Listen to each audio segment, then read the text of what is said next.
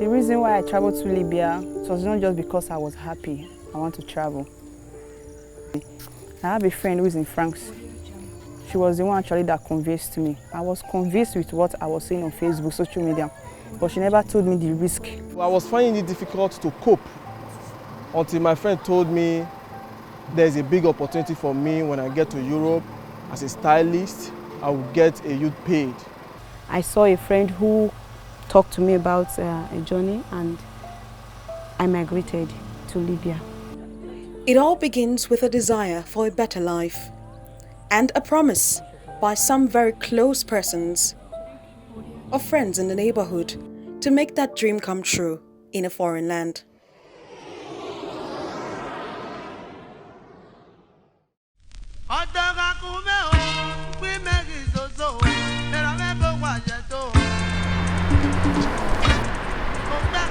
This is Benin City, capital of today's Edo State in Nigeria's south.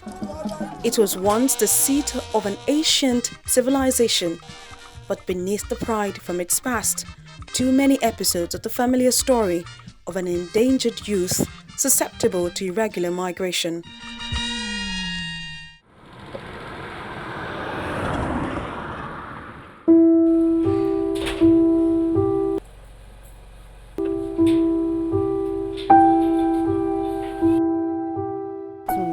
One of them is happiness.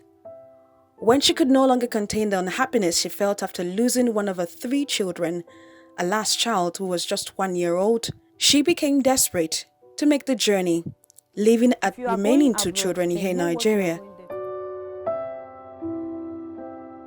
Happiness wanted to find the husband whose whereabouts had remained unknown after he also embarked on a similar journey. She hoped to find him and bring the family together. If that's not possible, make some money to make the family happy. Because the father traveled through that same Libya route, so he was in Libya and couldn't take care of our responsibilities because he said he was truncated, he was being kidnapped. So after some months, years passed by, I didn't hear from him. Then I decided to migrate also because the suffering was much for me. But what happiness found instead on her way to the supposed better life was all too familiar. The starvation, the battering, the sexual abuse, the servitude. How she and others were repeatedly kidnapped and traded as slaves along the Nigeria-Niger-Libya route. Even when some are lucky to return in one piece, coming face to face with the same environment they had left in the first place is often the first point of uncertainty for what the future holds. Traveling through land to Libya was a deadly mission, and it was a suicide mission. But then I never knew. It was when I embarked on the journey I knew it was a suicide mission.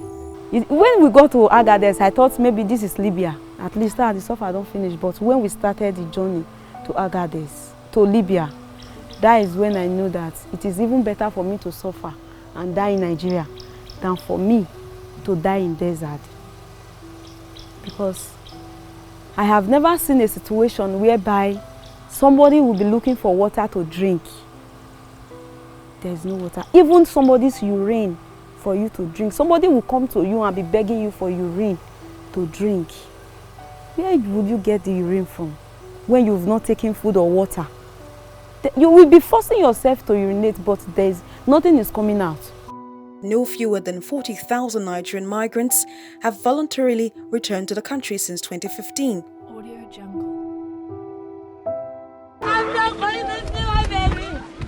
For those who survived the hotbed of horror in the Sahara, an extremely dangerous sail across the Mediterranean Sea, a new chapter opens up, and they get another chance at a new life on new terms.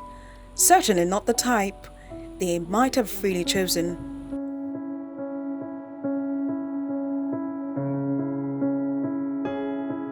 Often when they return, it's a return to the beginning, further behind where they were when they left. It was not really easy for me to get back to my feet. It was, in fact, I felt like killing myself when I came back.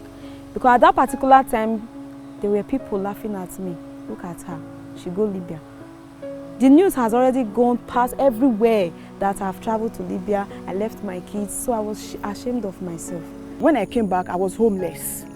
Because who will I go and meet? But I was having the mindset to commit suicide. I won't lie to you. Because no house, no shelter. Where will I start from? No home. Who will I call? Even my family, I don't even know her. When I lost my parents, how I've been living my life. Then every time, I was always thinking of, I want to take rope. I want to hang myself. I want to hang myself. With the light of hindsight, their approach to life becomes different. They easily tell their stories, discouraging others from following that example. Please, do not allow your children to travel through land. And my brothers and sisters that are watching me, that are listening to my voice right now, do not be deceived with what you are seeing on social media. No matter the little you are earning, no matter what you are doing, big or small, be contented with what you have. Do not let anybody deceive you. For it's a better life for you tomorrow. With your own hustling, you can make the green greener.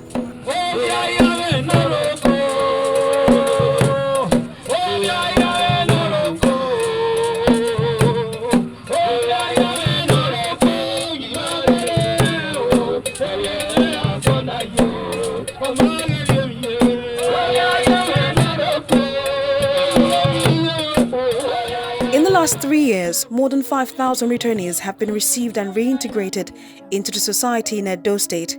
Although difficult for the returnees, for them it is better than the horror they experienced. After everything, IOM has to empower me. I have a store. So since I have a successful story, I have to chat up my friend that we came together that this is an opportunity for you to be reintegrated back to the society.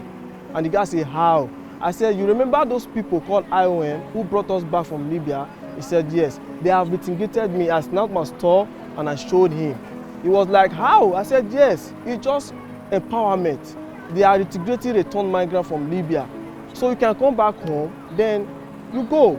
But I thank God for bringing me back. I thank IOM most especially for bringing me back, because if not that they came to my rescue, I would have still been in Libya, or maybe I would have been dead by now. I would have been dead by now. So when I came back, it was I became a laughing stock to the community. This information, it go save you. It go save your brother. It go save your children. Not be waiting they talk when they kill goats. Now either they talk when they chop ammo. If your children were dead here, call you, tell you. The reason why they not they spend money when they follow road enter. Now suffer when they suffer, not be their fault. Many people don't die. Many people don't die. I beg to save you, to save our children, to travel through Libya. It's not good though. Na suicide mission. Na suicide mission. As we dey talk to you now, some people dey prison, that they cry. They spend years trying to recover from the emotional scars, physical injuries, stigma and financial loss. Perhaps the abiding lesson from the story of happiness and thousands of young Nigerians is that the aspiration for better fortunes may be mirroring a desperate quest for the elusive grass, ever so believed to be greener on the other side. But whether aspiration, desperation, or illusion, the big question that is yet to find an answer is why many more are willing to take the risk in spite of the hazards and sad endings of many who have gone and whose tragic ending may never be accounted for.